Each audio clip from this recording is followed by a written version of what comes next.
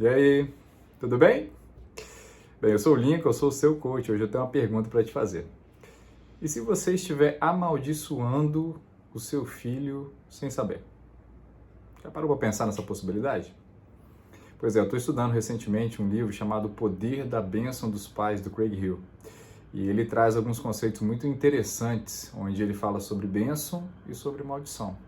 Para você poder entender o que eu quero te trazer hoje, eu queria trazer para você esses dois conceitos, né? Um tempo atrás eu estava assistindo uma professora de hebraico e eu adoro, né, estudar o significado original das palavras, eu acho isso muito legal. Sem contar que o hebraico é realmente uma língua encantadora, né? Ela tem uma série de significados muito interessantes, né? E ela estava explicando, por exemplo, que as letras que compõem a palavra bênção têm significados próprios, né? E que quando elas se juntam, elas trazem uma conexão especial. A palavra bênção, por exemplo, ela tem três significados importantes, ou três letras importantes que a compõem. A primeira letra significa joelho, a segunda letra significa fonte, e a terceira letra significa prosperidade ou abundância. Então, basicamente, bênção é quando você se ajoelha diante da fonte de toda abundância e prosperidade para se conectar com isso.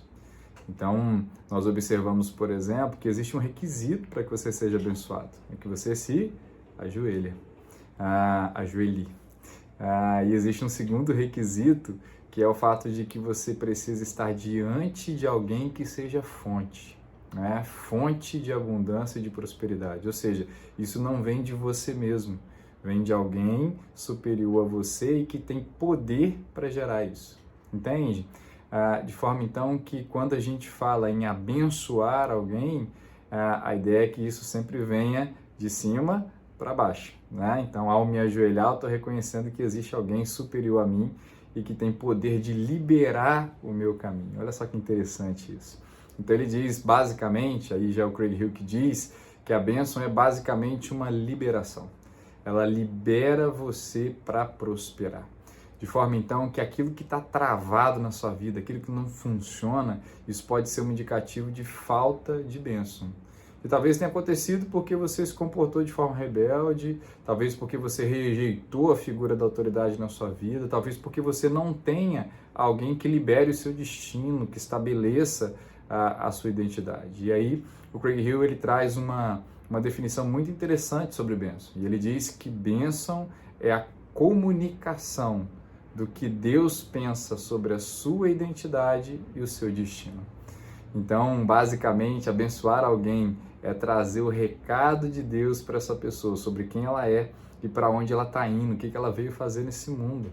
Então, todas as vezes que você abençoa alguém, é isso que você está fazendo. Você está sendo um portador da mensagem de Deus sobre aquela pessoa. E, basicamente, Deus colocou algumas pessoas em especial para fazer esse papel, que são os pais, né? Então, os pais, eles são esse canal, o primeiro canal para que os filhos eles sejam abençoados, eles sejam direcionados para aquilo que realmente eles foram feitos para fazer. O contrário disso é a maldição.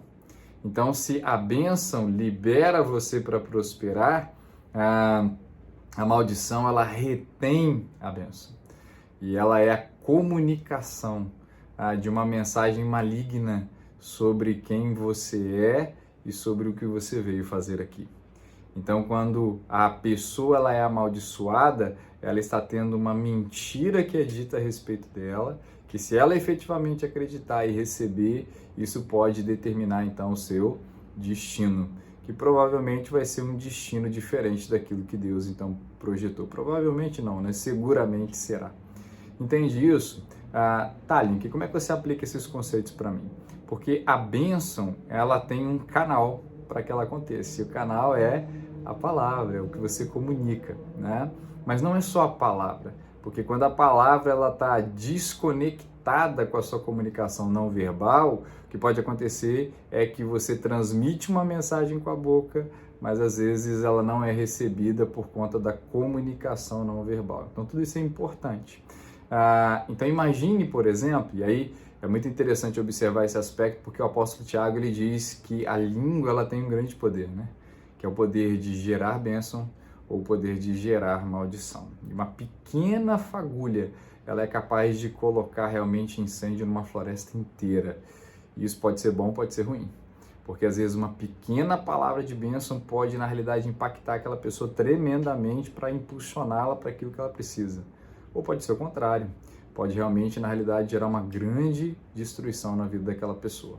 Então imagine, por exemplo, que eu tenha uma criança estável, né? Que é aquele perfil que gosta de fazer as coisas no seu ritmo, que não gosta de mudanças não planejadas e gosta, por exemplo, de saber como fazer as coisas. É um perfil que naturalmente é mais dependente, né? Depende do outro para poder, na realidade, se sentir seguro e saber para onde está indo. Esse perfil S, ele pode ser entendido por alguns, principalmente para aqueles que têm perfis ativos, que esse perfil tende a ser lento, devagar demais na tomada de decisões, molenga, sabe?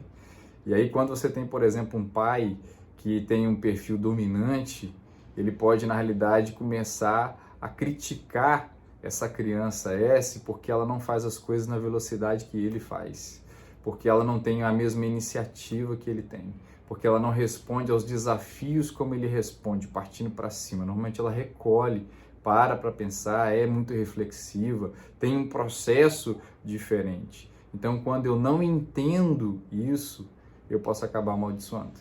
Tanto com palavras, ao criticar excessivamente, ao exigir, ao demonstrar que não está bom, quando faz e chega a alcançar o resultado, não fez mais do que obrigação, porque já fez fora daquilo que eu considero que seja o ideal, em relação a prazo, ao tempo, por exemplo. Então essa criança ela pode estar recebendo uma mensagem. E qual é a mensagem? A mensagem é: sou inadequada, não consigo fazer. E ela pode começar a registrar uma autoimagem danificada por conta da ausência de bênção, pela comunicação da maldição por esse pai. Então, quando eu não tenho consciência de que tudo aquilo que eu digo e faço influencia na forma como essa criança se vê, isso pode gerar para ela um futuro de retenção, né?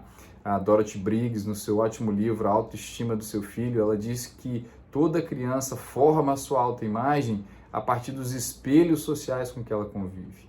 Então, aquelas pessoas que estão convivendo com ela diretamente, principalmente as pessoas importantes e as figuras de autoridade, elas são um espelho de quem elas são.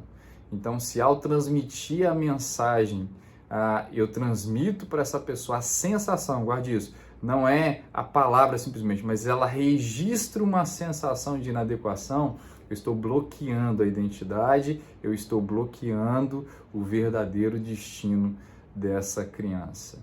E isso então merece uma reflexão. Eu tenho abençoado ou tenho amaldiçoado meu filho?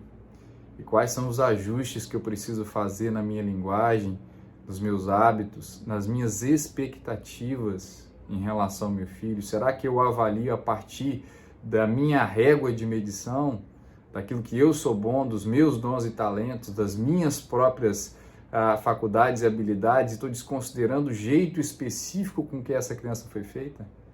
Será que isso está acontecendo? Porque se for, esse é um tempo de autoavaliação para gerar mudança. Eu espero ter contribuído com você nesse vídeo de hoje, que ele tenha feito sentido para você, tá bom?